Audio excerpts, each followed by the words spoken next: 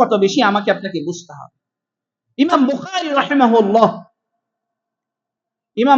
রাহিমাহুল্লাহ সহিহ বুখারীর মধ্যে একটি অধ্যায় আনছেন, বাবুন, অধ্যায় আনছেন কি, আল ইলমু ক্বাবলা আল কওলি ওয়াল আমাল। আল ইলমু ক্বাবলা আল কওলি ওয়াল আমাল, মানে কর্ম করবেন, কোন ইবাদত করবেন, কোন কথা বলবেন, পূর্বে আপনাকে জ্ঞান অর্জন করতে হবে, আর নাহলে চুপ থাকতে হবে। কথা বলা যাবে না। কথা বলতে হলে আপনাকে জ্ঞান অর্জন করতে হবে ইলমে দ্বীনের, এবং আপনাকে ওইটা করতে হবে।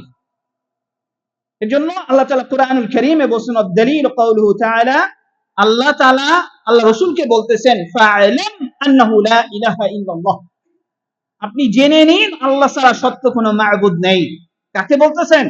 আল্লাহ রাসূল সাল্লাল্লাহু আলাইহি ওয়াসাল্লাম। এজন্য ভাইরা, আল্লাহ রাসূল আপনার আশরাফুল মাখলুকাত ছিলেন। আমি আপনি কে?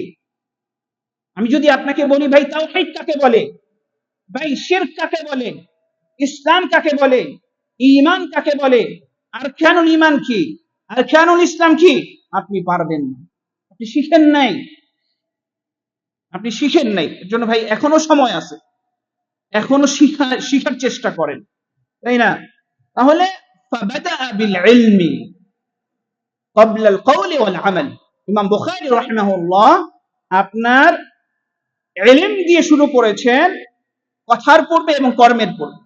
তাহলে আমাকে কি করতে হবে? আমাকে আপনাকে কথা বলার পূর্বে, কর্ম করার পূর্বে ইলমে দ্বীনের জ্ঞান অর্জন করতে হবে ভাইরা আমার। তাহলে সবচেয়ে